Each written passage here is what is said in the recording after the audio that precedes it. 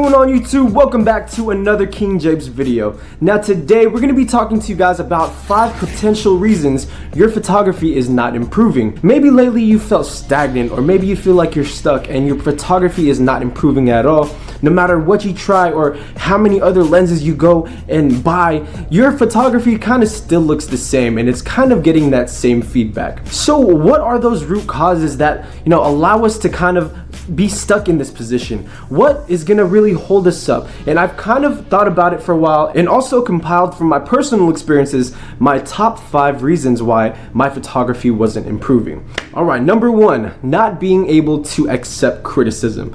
Criticism is probably the biggest and most fearful thing that I felt when I was still starting photography, because you work so hard to get this image. You use the most expensive camera that you can afford, and yet you make that image and people don't necessarily seem to like it. And so you feel down, and then maybe you ask a friend saying, hey, does my image look good? And they criticize your image. Now, criticism is honestly the best way you can improve your photography, but you also have to be able to accept it. But hold up right there. There's a difference between actual criticism that's gonna help you and just straight up being rude. If somebody sounds like they're just attacking you, or they're just kind of, bullying you down on that image, don't take that. That's not criticism. Criticism should be there to kind of tell you what they like, but also what you can improve on. So you should never feel threatened when you get criticized. The first thing I would do is learn to accept criticism. Ask your parents first, ask your closer friends, but tell them straight up like, hey, I really want to know your honest opinion. And when you're comfortable enough to get your images criticized by other people out there, other photographers, do so, because by then you'll be able to kind of have that confidence in not being scared of people criticizing your photos. That's the first thing, learning to accept criticism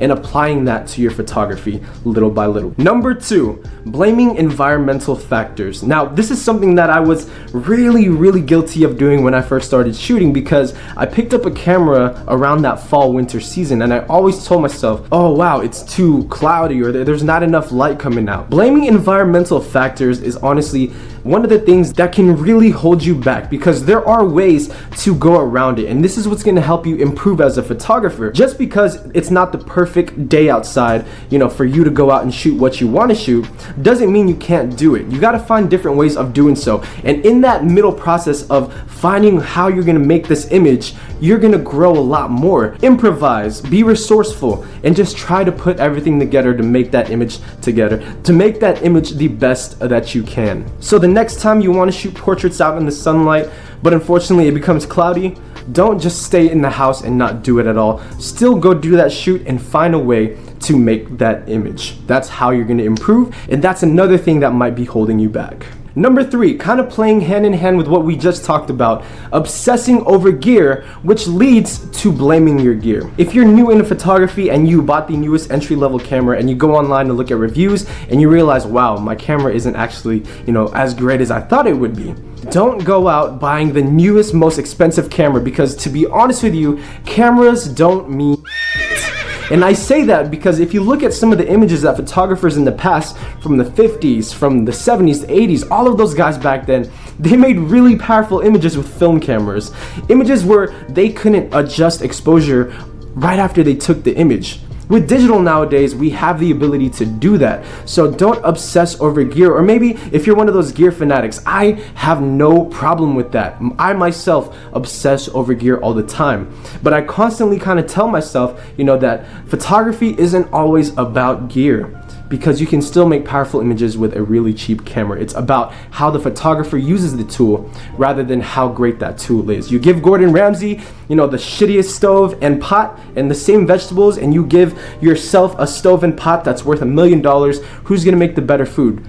Gordon Ramsay is going to make the better food. I used that before because it's a way to kind of put yourself in a perspective that no matter what tools you have, if you know how to use them, you can still create something beautiful. So if you are like me and you obsess over gear, try to take it down a notch and realize that any camera will do, and try to hone in on your actual photography skills. Number 4, limiting yourself to one type of photography. Now, last year, I was really big on portraits, and I always focused on that. For hours and hours on the day, I would look at portrait stuff, portrait tips, learning portraits, taking workshops about portraiture.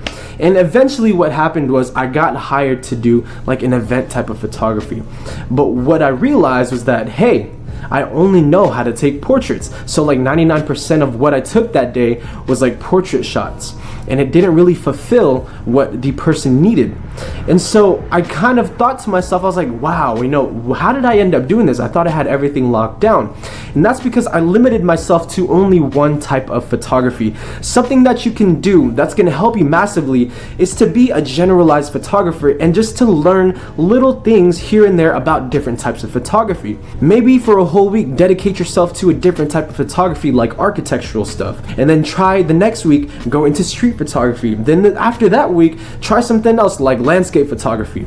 And what you'll realize within that month of learning different types of photography is that there are very similar techniques found in every single genre. And what you can do is pull the good juice out of all of that stuff and put it into one cup and keep that cup with you everywhere you go. It's all about pulling out the certain techniques that you can use, because as photographers, we have to learn everything. We are not going to be here just to focus on portrait photography or landscape photography. When the time comes around, just being a generalized photographer is the best thing you can do.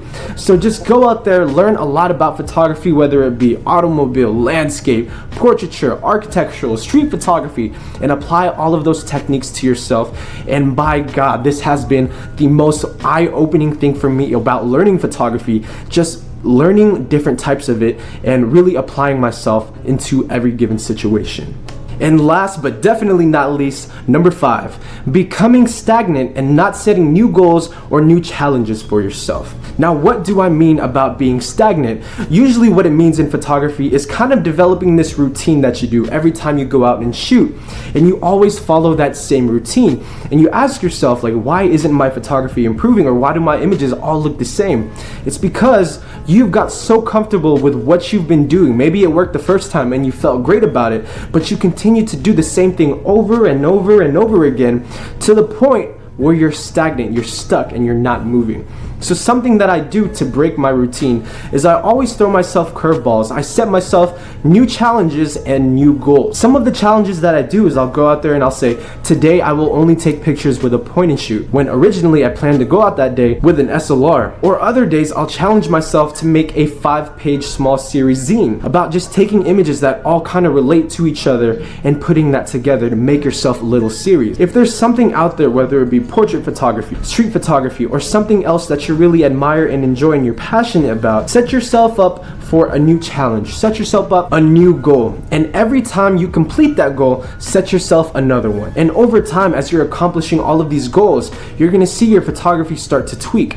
And remember, you guys, change is good. Change is always gonna be good. And that is the way you improve it. You gotta accept the fact that your photography is always gonna be changing. It's inevitable. Your photography is gonna change. There are gonna be good parts, there's gonna be bad parts. So if you're comfortable and you're stuck in this routine because it worked one time and you felt really good about it, break that routine. That's the only way you're gonna improve your photography in that situation. Alright, you guys, so that's gonna wrap it up for today's video. I hope you guys enjoyed it. Really quick, leave in the comment section down below if you fell into any of these 5 reasons why you're not improving your photography, and also comment how you can kind of improve it and move on forward. I'm learning myself and we're all learning together, and that's why we've created this channel, and I appreciate every single one of you guys. The next video will contain the 30K giveaway. Again, thank you guys so much from the bottom of my heart for, taking the time of your days to watch these videos and to stick around. So thank you for watching again, and as always, Minnow to Gay.